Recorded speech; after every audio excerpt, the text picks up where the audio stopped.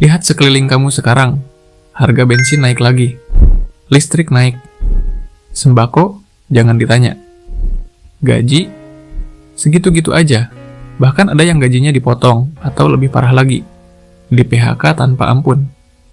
Kamu dengar bisikan di grup WhatsApp keluarga, di warung kopi, di kantor, semua orang bilang hal yang sama, ekonomi lagi susah, masa depan nggak jelas.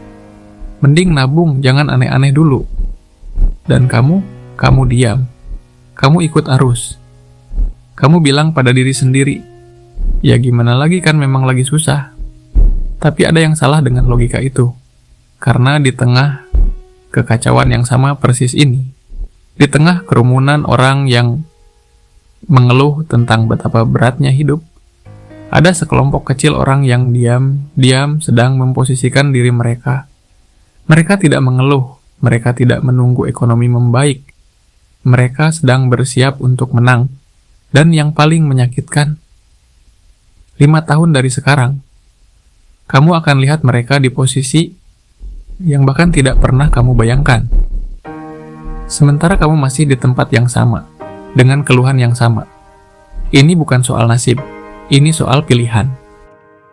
Dengar baik-baik, sejarah itu tidak pernah bohong. Setiap 10-15 tahun, dunia ini mengalami guncangan besar. Ekonomi runtuh, sistem berubah, orang-orang panik. Tahun 1998, krisis moneter. Ribuan perusahaan bangkrut, jutaan orang kehilangan pekerjaan. Tapi di tengah kehancuran itu, ada orang yang membeli aset murah. Mereka yang berani beli properti saat semua orang jual. Mereka yang mulai bisnis saat yang lain takut keluar rumah. Tahun 2008, krisis finansial global, Wall Street ambruk, bank-bank raksasa kolaps. Tapi Warren Buffett, dia justru belanja saham dengan diskon gila-gilaan. Dia bilang, "Be fearful when others are greedy, and greedy when others are fearful." Tahun 2020, pandemi, dunia berhenti, ekonomi lumpuh, tapi siapa yang kaya? Orang-orang yang sudah siap dengan skill digital, yang punya bisnis online, yang bisa kerja dari mana aja, yang tidak tergantung pada satu sumber pendapatan. Pola yang sama, berulang. Yang tumbang adalah mereka yang menunggu keadaan membaik. Yang naik adalah mereka yang bergerak saat yang lain mematung. Dan sekarang kita sedang menuju 2030. Krisis berikutnya sudah di depan mata. Automatisasi, AI, resesi global, perubahan iklim, ketegangan geopolitik, semuanya sedang berkumpul jadi badai sempurna. Dan kamu tahu apa yang paling menyebalkan? Orang yang menang nanti bukan orang yang paling pintar, bukan yang paling kaya sekarang, bukan yang paling beruntung, tapi yang paling siap. Dan pertanyaan terbesarnya, apakah itu kamu? Biar aku ceritakan soal seseorang. Saat itu tahun 1998, dia baru lulus kuliah. Nggak ada koneksi, nggak ada modal. Dapat kerja tapi gajinya pas-pasan. Dan tiba-tiba, krisis datang. Perusahaan tempat dia kerja tutup, dia di PHK. Orang-orang di sekitarnya panik, ngutang sana-sini, jual aset buat bertahan hidup. Tapi dia berpikir berbeda. Dia lihat orang-orang buang barang murah karena butuh uang cepat. Dia beli barang bekas berkualitas, elektronik, furniture, motor, dengan harga murah banget. Terus dia jual lagi dengan harga wajar ke orang yang lagi butuh tapi nggak punya waktu cari barang bagus. 5 tahun kemudian, dia punya toko. 10 tahun kemudian, dia punya jaringan toko. Sekarang, dia pensiun di usia 50 tahun. Sementara teman-temannya yang dulu kerja kantoran masih ngutang buat bayar cicilan rumah. Apa bedanya dia? Bukan kepintaran, bukan modal, cara dia baca situasi. Dia tidak melihat krisis sebagai musibah. Dia melihatnya sebagai kesempatan besar yang datang pakai topeng mengerikan. Dan 2030 nanti, cerita yang sama akan terulang, hanya dengan wajah yang berbeda. Apakah salah satunya wajah kamu? Sekarang, dengar baik-baik. Ini bukan motivasi kosong. Ini profil nyata dari orang-orang yang akan menang di 2030, dan kamu harus jujur. Apakah kamu termasuk salah satunya, atau masih di luar lingkaran? 1. Mereka yang punya skill yang dibayar mahal, bukan gelar. Gelar sarjana kamu?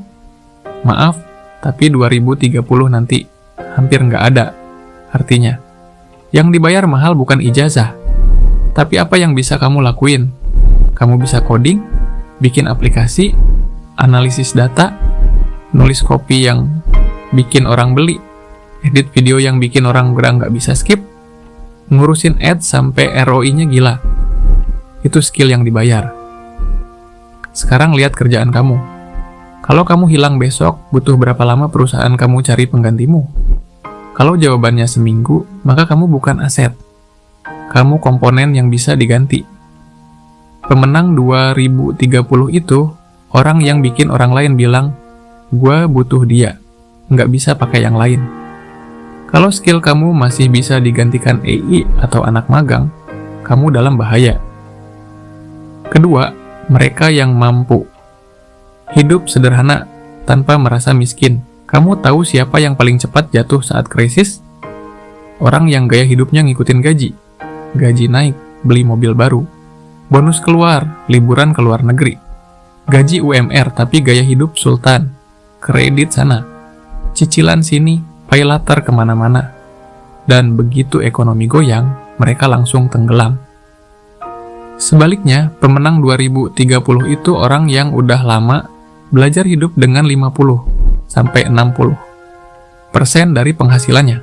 Sisanya ditabung, diinvestasi, dipakai buat belajar skill baru.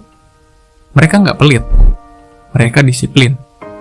Mereka nggak merasa miskin karena nggak beli iPhone terbaru. Mereka merasa kaya karena punya kontrol atas hidupnya sendiri. Sementara yang lain sibuk pamer di Instagram, mereka diam-diam bangun fondasi. Dan 2030 nanti, saat semua orang teriak susah, mereka cuma senyum. Karena mereka udah terbiasa hidup kayak gini, bahkan lebih nyaman. Ketiga, mereka yang belajar, memanfaatkan teknologi, bukan jadi korbannya. AI datang, otomatisasi datang. Kamu takut? Harusnya. Tapi bukan takut kehilangan kerja. Takut karena kamu belum belajar pakai senjata itu. Orang yang menang di 2030 bukan yang nolak teknologi, tapi yang belajar pakai teknologi buat 10 kali produktivitas mereka. Mereka pakai AI buat bikin konten lebih cepat. Mereka pakai automation buat jalanin bisnis sambil tidur. Mereka belajar data science buat baca peluang sebelum orang lain sadar. Sementara kamu masih ngeluh, AI bakal ngambil kerjaan gua. Mereka bilang, AI bakal bantu gua kerja lebih cepat dan lebih untung. Teknologi itu bukan musuh, itu senjata. Dan orang yang pegang senjata lebih dulu, menang duluan. Jadi, kamu mau jadi prajurit atau jadi sasaran tembak?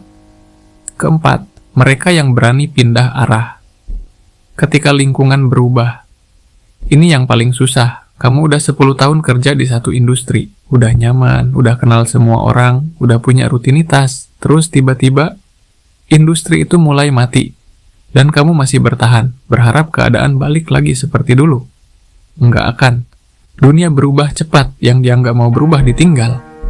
Pemenang 2030 itu orang yang nggak takut mulai dari nol lagi kalau memang harus. Mereka nggak terikat identitas lama. Mereka nggak bilang, gua kan orang finance, terus nolak belajar hal lain. Mereka fleksibel. Mereka baca tren.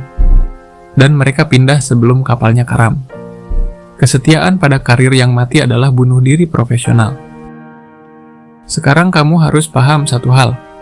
Pemenang 2030 bukan orang yang paling pintar, tapi yang paling cepat beradaptasi.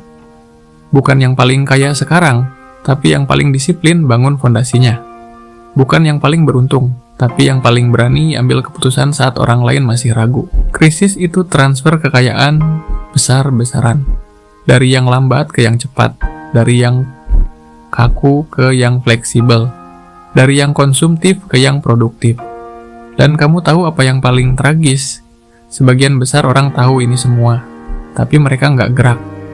Mereka nonton video kayak gini, ngangguk-ngangguk, terus besoknya balik lagi ke rutinitas lama.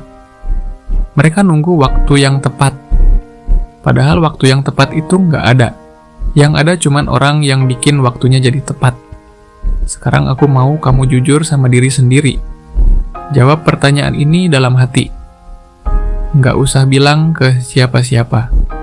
Di tahun 2030 nanti, kamu bakal jadi yang mana? Yang masih ngeluh ekonomi susah sambil nongkrong di kafe yang sama? Atau yang diam-diam udah pindah level, sementara teman-teman lama kamu masih tanya, kok bisa? Apakah kamu punya skill yang dibayar mahal sekarang? Atau masih andalin gelar doang? Apakah kamu bisa hidup nyaman dengan 60% penghasilan? Atau setiap bulan masih boncos? Apakah kamu udah belajar pakai teknologi buat maju? Atau masih takut dan ngeles? Apakah kamu berani pivot kalau dunia berubah? Atau masih ngotot di jalur yang udah mati? Apakah kamu sedang bangun aset sekarang? Atau masih sibuk update status? Nggak ada yang bisa jawab selain kamu. Tapi satu hal yang pasti, 5 tahun dari sekarang, hidup kamu adalah hasil dari keputusan yang kamu ambil hari ini. Bukan besok, bukan bulan depan, tapi hari ini. Dengar, krisis bukan soal bertahan hidup. Ini soal menentukan posisi kamu ketika sejarah sedang menulis bab barunya. 2030 bukan akhir dunia, tapi itu adalah akhir dari dunia lama dan awal dari tatanan baru. Orang-orang yang menang adalah mereka yang nggak takut dunia lama runtuh. Karena mereka tahu, di atas reruntuhannya, mereka bisa bangun sesuatu yang lebih besar. Jadi pertanyaannya bukan lagi, apakah krisis akan datang? Tapi, ketika krisis datang, apakah kamu sudah siap berdiri? Atau masih sibuk duduk ngeluh? Karena para pemenang, mereka nggak nunggu diundang. Mereka datang duluan. Mereka pilih sendiri kursinya. Dan mereka mulai dari hari ini. Kalau kamu sedang mempersiapkan dirimu untuk masa depan, simpan video ini, screenshot, tulis di notes, jadiin pengingat. Karena 2030 nanti, kamu bakal ingat momen ini.